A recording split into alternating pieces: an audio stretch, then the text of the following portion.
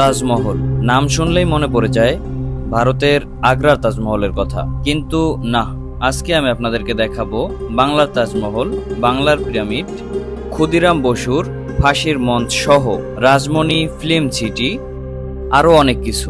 আর এই সবকিছু পেয়ে যাবেন নারায়ণগঞ্জ জেলায়। আজকের এই ভিডিওতে পেয়ে যাবেন তাজমহল যাওয়ার সম্পূর্ণ একটি ভ্রমণ গাইডলাইন, তাই সম্পূর্ণ ভিডিওটি স্কিপ না করে দেখার অনুরোধ রইল। Hey guys, assalamu alaikum. It's me Abir Choudhury and welcome to my new video.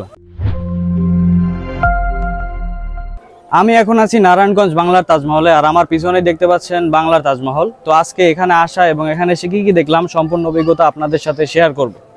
আমরা স্টাফ কোয়ার্টার থেকে অটো রিজার্ভ নিয়েছি 250 টাকা দিয়ে, আর যদিও অটো রিজার্ভ নেওয়ার কথা ছিল না, বাট আমাদের লেগুনে আসার কথা ছিল, কিন্তু জ্যামের কারণে অটো নিয়েছি। বাট আইসা পুরো ফাইসে গেছি, কিন্তু সম্পূর্ণ ক্রেডিট আমার অটোওয়ালা মামার, কারণ তার জন্য হচ্ছে এই জ্যাম ছাইরা আমরা খুব তাড়াতাড়ি বাইরে আইসা পড়ছি। আর হয়তো বা বেশি দূর নাই, যাই হোক রাস্তাঘাট কুয়াশা দূরে গেছে। আমরা আমাদের গন্তব্যে চলে এসেছি। অটো থেকে ঠিক এই রাস্তার সামনে আপনাকে নামিয়ে দিবে। একটু সামনে আগালেই তাজমহল প্রবেশ গেট পেয়ে যাবেন। তাজমহল এসে নতুন একটা বন্ধুর সাথে আমার পরিচয় হয়ে গেল, তো ওর সাথে কিছুক্ষণ দুষ্টামি করলাম, ভালোই লাগলো। এরপর আমরা তাজমহল গেট দিয়ে ভিতরে প্রবেশ করলাম। এখান থেকে হেঁটে হেঁটে কিছু দূর আগালেই ভিতরেই পেয়ে যাবেন টিকিট কাউন্টার। তাজমহল প্রবেশের জন্য জন প্রতি টিকিট মূল্য হচ্ছে 150 টাকা। আমাদের টিকিট ক্রয় করা শেষ, তাহলে চলুন এবার আমরা ভিতরে প্রবেশ করি। গেট দিয়ে প্রবেশের সাথে সাথে দেখতে পাবেন আপনাকে স্বাগত জানানো হয়েছে বাংলার তাজমহলে। এখান থেকে প্রবেশের সাথে সাথেই আপনার চোখে পড়বে এই সুন্দর এবং নান্দনিক তাজমহলটি। বাংলার তাজমহল হলো প্রকৃত তাজমহলের একটি সঠিক প্রতিরূপ, যা বাংলাদেশের রাজধানী ঢাকা থেকে 10 মাইল পূর্বে সোনারগাঁও পেরাবো গ্রামে অবস্থিত। বাংলার তাজমহলের মালিক আহসানুল্লাহ মনি একজন ধনী চলচ্চিত্র নির্মাতা। তাজমহলের কপিক্যাট সংস্করণ প্রকল্পটি 2006 সালের ডিসেম্বরে ঘোষণা করা হয় এবং এই প্রকল্পটির ব্যয় ছিল 5 মিলিয়ন রুপি। তিনি বলেছিলেন যে তাজমহলের প্রতিরূপ তৈরি করার কারণ ছিল তার দেশের দরিদ্র মানুষ যারা ভারতে গিয়ে তাজমহল দেখতে পারে না, তারা যেন নিজ দেশ থেকে তাজমহল দেখার স্বপ্ন পূরণ করতে পারে। গাইস, আমাদের তাজমহল ঘোরাঘুরি শেষ, আর এখন আমরা এই পিছন দিক থেকে বের হব এবং আমরা যাব এখন পিরামিড দেখতে, সাথে হচ্ছে ক্ষুদিরাম বসুর ফাঁসির মঞ্চ দেখব। তো এখন আমরা এখান থেকে বের হব, সো লেটস গো। এইমাত্র আমরা হচ্ছে রাজমণি পিরামিডের ভিতরে প্রবেশ করেছি, আর ঢোকার সাথে সাথে এরকম সুন্দর একটা দৃশ্য আপনার চোখে পড়বে।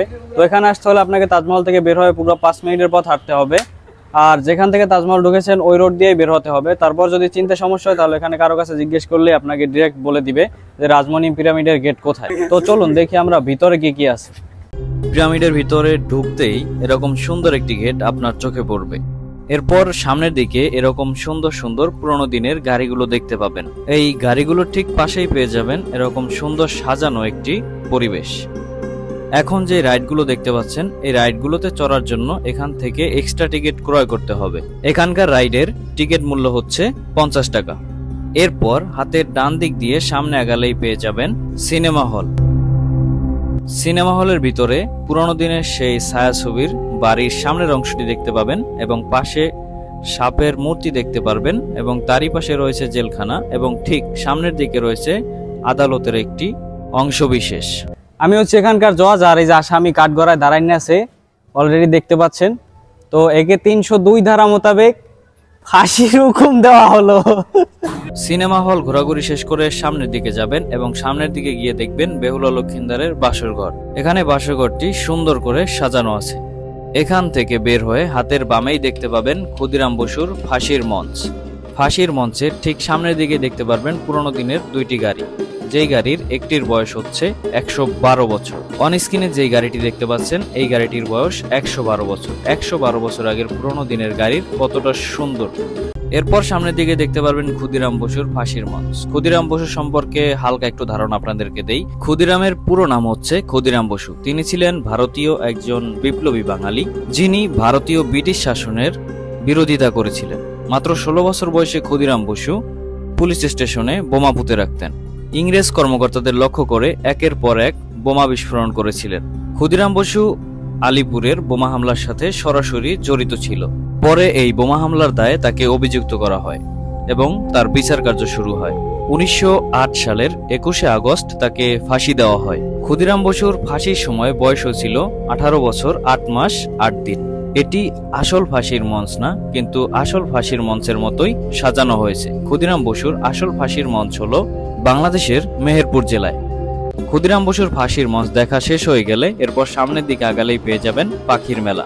এখানে প্রবেশের জন্য এক্সট্রা টিকিট ক্রয় করতে হবে। প্রতি টিকিটের মূল্য হচ্ছে 20 টাকা। এখানে 20 টাকা দিয়ে আপনি পাখির সাথে অনেক সুন্দর একটি সময় স্পেন্ড করতে পারবেন। আশা করি অনেক ভালো লাগবে। পাখির মেলা দেখা শেষ করে আমরা এখন যাব পিরামিড দেখতে। এই পিরামিডগুলো মিশরের আতলে তৈরি করা। পিরামিডের ভিতরে রাজা রানীদের মৃতদেহ মমি করে রাখা আছে। তখনকার রাজা রানীরা মনে করত তাদের মৃতদেহ মমি করে সংরক্ষণ করে রাখা হলে তারা স্বর্গে বসবাস করবে। পিরামিডের ভিতরের পরিবেশটা খুবই ভুতুরে এবং কিছু মানুষ ওই দিন ওখানে ঢুকে আরো পরিবেশটা ভুতুরে করে তুলেছিলেন।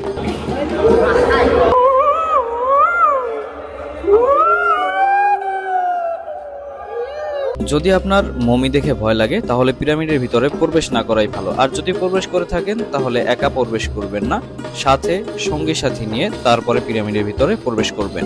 পিরামিড ঘোরাঘুরি শেষ করে এখন আমরা এসেছি রাজমণি ফিল্ম সিটি। এখানে অনেকগুলো পুতুলের ভাস্কর্য তৈরি করা আছে। রাজমণি ফিল্ম সিটি থেকে ঘোরাঘুরি শেষ করে আমরা এখন যাব পুরোনো দিনে যেই প্রজেক্টরগুলো দিয়ে কাজ করা হতো সেই প্রজেক্টরগুলো দেখতে।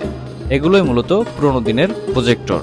এখান থেকে ভিতরের দিকে গেলেই দেখতে পাবেন রঙিন মাছের অ্যাকোরিয়াম। এখানে অনেক পদের মাছ রাখা আছে। এখানে ঘুরতে আসলে আপনাকে অনেক টাইম স্পেন্ড করতে হবে, কারণ এখানে ঘোরার অনেক অনেক দর্শনীয় স্থান রয়েছে যেগুলো একটু খুঁজে খুঁজে আপনাকে ঘুরতে হবে। তো অবশ্য ভিডিও দেখলে আপনারা অনেক কিছু দেখতে পারবেন, আপনাদের অনেক সুবিধা হবে। মোটামুটি এই ছিল আমাদের আজকের তাজমহল এবং রাজমণি পিরামিডের ভিডিও। আমরা এখন গেট দিয়ে বের হয়ে যাচ্ছি। খুব সহজে তাজমহল যেতে চাইলে ঢাকার যে কোনো স্থান থেকে বরপা বাস স্ট্যান্ড আসবেন। বরপা বাস স্ট্যান্ড থেকে জনপ্রতি 20 টাকা অটো ভাড়া দিয়ে সোজা চলে যাবেন তাজমহলের গেটের সামনে। আপনার যদি নিজস্ব গাড়ি থাকে তাহলে গাড়ি নিয়েও আসতে পারেন, কারণ এখানে গাড়ি পার্কিং এর সুব্যবস্থা করা আছে। গাড়ি পার্কিং করার জন্য নির্ধারিত একটা ফি পেমেন্ট করতে হবে।